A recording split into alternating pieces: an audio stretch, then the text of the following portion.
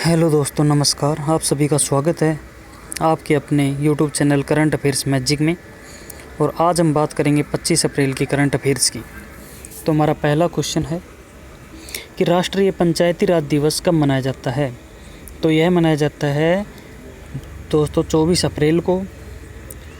और 24 अप्रैल को 1993 में देश में ज़मीनी स्तर पर सत्ता के विकेंद्रीकरण के इतिहास का सबसे महत्वपूर्ण दिन माना जाता है, क्योंकि इसी दिन संविधान का 73वां संशोधन अधिनियम 1992 के जरिए पंचायती राज व्यवस्था को लागू किया गया था। और जो हमारे केंद्रीय पंचायती राज मंत्री हैं वो हैं नरेंद्र सिंह तोमर। और इस अवसर पर हमारे प्रधानमंत्री नरेंद्र मोदी ने राष्ट्रीय अवसर पर एक एकीकृत ई ग्राम स्वराज पोर्टल और एक मोबाइल ऐप लॉन्च किया है। एक नई पहल है जो अपने ग्राम पंचायतों को अपनी ग्राम पंचायत विकास योजना GPGD को तैयार करने और कार्यान्वित करने के लिए एक एकल इंटरफेस प्रदान करेगी। हमारा अगला क्वेश्चन है कि शांति के लिए बहुपक्षीय एवं कूटनीति हेतु अंतर्राष्ट्रीय दिवस कब मनाया जाता है। यानी the international day of multilateralism and diplomacy for piece, यानी शांति के लिए बहुपक्षीयता एवं कूटनीति हेतु अंतर्राष्ट्रीय दिवस 24 अप्रैल को मनाया जाता है। और यह पूरी दुनिया भर में मनाया जाता है। और यह दिवस जो संयुक्त राष्ट्र यानी UN के द्वारा 24 अप्रैल 2019 को पहली बार मनाया गया था। अब जो संयुक्त राष्ट्र की इसमें महासभा हुई थी उस दिन इसकी घोषणा की थी। और बहुपक्षीयता और कूटनीति हेतु अंतर्राष्ट्रीय सहयोग के मूल्यों को संरक्षित करने के लिए और इसके जो 3 स्तंभ बनाए गए थे, जो शांति और सुरक्षा, विकास और मानवाधिकार को बढ़ावा देने और सहयोग देने के लिए की गई थी। संयुक्त राष्ट्र के महासचिव हैं जो एंटोनियो गुटेरेस हैं। और संयुक्त राष्ट्र की स्थापना 24 अक्टूबर 1945 को हुई थी। हमारा अगला क्वेश्चन है कि कम लागत वाली कोविड-19 टेस्ट किट फ्लूडा ये किसके द्वारा विकसित की गई है। तो यह है CSIR और IGIB। यानी CSIR का मतलब है वैज्ञानिक एवं औद्योगिक अनुसंधान परिषद और IGIB का मतलब है institute of genomics and integrative biology. और इन दोनों ने मिलकर यह किट तैयार की है। इसकी टेस्टिंग किट में 2 वैज्ञानिक हैं, डॉक्टर शोभित मैती और डॉक्टर देवज्योति चक्रवर्ती। इनका इसमें बहुत सहयोग रहा है। जो CSIR हैं इसके महानिदेशक हैं शेखर C मंडे और IGIB के जो निदेशक हैं वो हैं अनुराग अग्रवाल। और इस टेस्टिंग किट के अंदर जो प्राइवेट लैब में हम करवाते हैं तो इसके लिए लगभग 4500 रुपये खर्च आता है।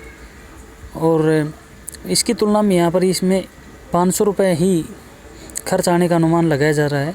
और इस टेस्टिंग किट का नाम है जो महान फिल्मकार सत्यजीत रे की कहानियों में होने वाले जासूसी चरित्र से प्रेरित, क्योंकि यह कुछ ही मिनटों में वायरस के बारे में जानकारी प्रदान करता है, इसलिए इसका नाम फ्लूडा रखा गया है। हमारा अगला क्वेश्चन है कि विश्व पुस्तक की दिवस के अवसर पर कौन सा अभियान शुरू किया गया है। तो कोविड-19 के चलते हमारे जो केंद्रीय मानव संसाधन विकास मंत्री रमेश पोखरियाल निशंक हैं, उन्होंने माई बुक माई फ्रेंड नामक एक अभियान शुरू किया है। और यह सोशल मीडिया के ऊपर यह अभियान शुरू किया है। और मंत्री जी ने यह पुस्तकों के महत्व को बताते हुए और सभी छात्रों को लॉकडाउन के दौरान अपनी पाठ्यक्रम की पुस्तकों के अलावा अपनी मनपसंद किताबें पढ़ने का आग्रह किया है। और इसीलिए माई बुक माई फ्रेंड यह अभियान शुरू किया है। हमारा अगला क्वेश्चन है कि किस राज्य ने विधिक सेवा प्राधिकरण ने सर्वदा सीनियर इनिशिएटिव हेल्पलाइन सेवा की शुरुआत की है। तो यह की है जम्मू और कश्मीर ने। यह पहल संरक्षण इन चीफ न्यायमूर्ति गीता मित्तल और राज्य विधिक सेवा प्राधिकरण के कार्यकारी अध्यक्ष न्यायमूर्ति राजेश बिंदल के मार्गदर्शन में काम करेगी। जम्मू कश्मीर के जो लेफ्टिनेंट गवर्नर हैं वो हैं गिरीश चंद्र मुर्मू। और लद्दाख के जो लेफ्टिनेंट गवर्नर हैं वो हैं राधाकृष्ण माथुर। हमारा अगला क्वेश्चन है कि भारत की पहली कोविड-19 नमूना संग्रह मोबाइल लैब का शुभारंभ किसने किया।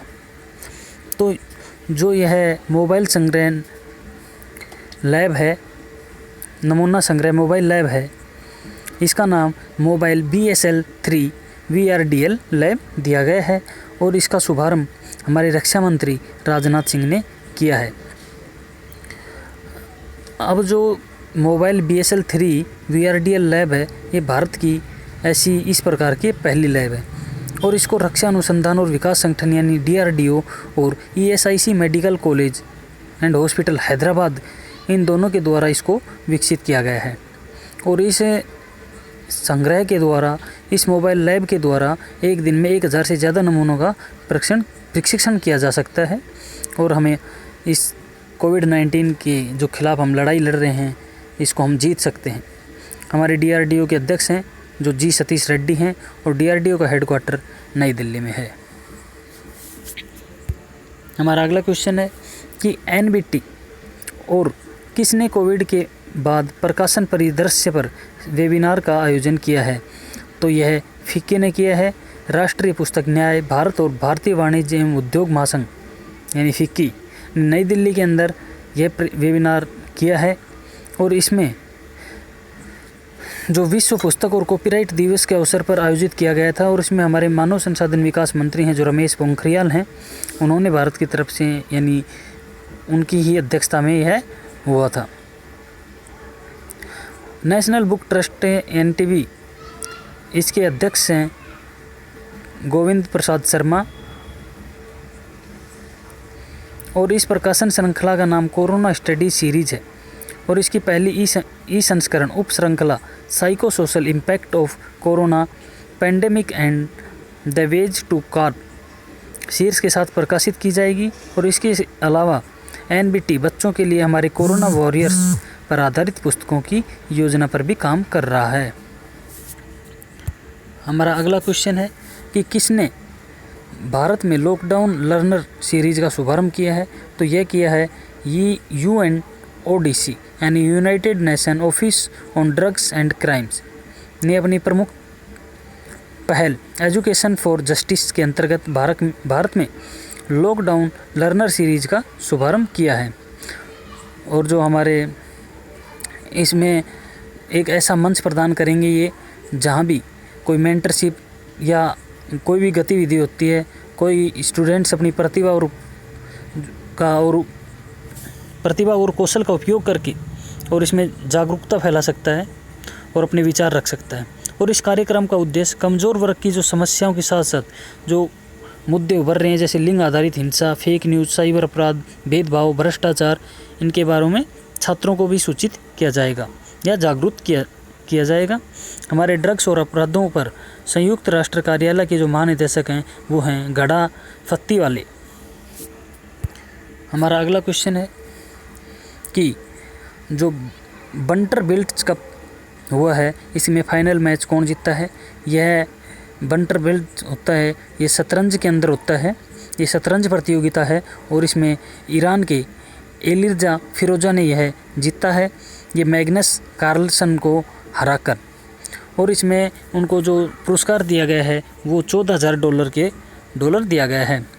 और जो फेडरेशन इंटरनेशनल डेस चेस यानी FIDE है, इससे जो 2700 की रेटिंग तक पहुंचने वाले यह दूसरे सबसे कम उम्र के खिलाड़ी बन गए हैं और ये वर्ल्ड रैंकिंग में 21वें स्थान पर हैं। जो ये अभी प्रतियोगिता हुई थी, इसमें यह जो ईरान के थे, ईरानी शरणार्थी थे और इनकी उम्र 16 वर्ष थी। FIDE इसका हेडक्वार्टर लोजेन स्विट्ज़रलैंड में है और इसके राष्ट्रपति हैं आर्काडी डवोकोविच और इसकी स्थापना 20 जुलाई 1924 को हुई थी। हमारा अगला क्वेश्चन है, राष्ट्रीय सूचना प्रौद्योगिकी संस्थान ने ऑनलाइन शिक्षा के लिए किसके साथ साझेदारी की है?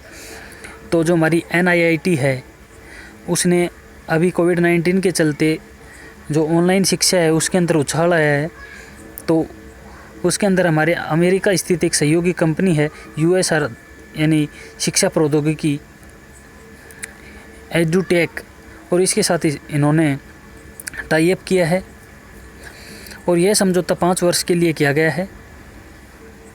जो NIIT है, यह एक हमारी कौशल और प्रतिभा विकास संस्था है, जो विश्व उद्योग आवश्यकताओं के लिए जनशक्ति पुल का निर्माण कर रहा है।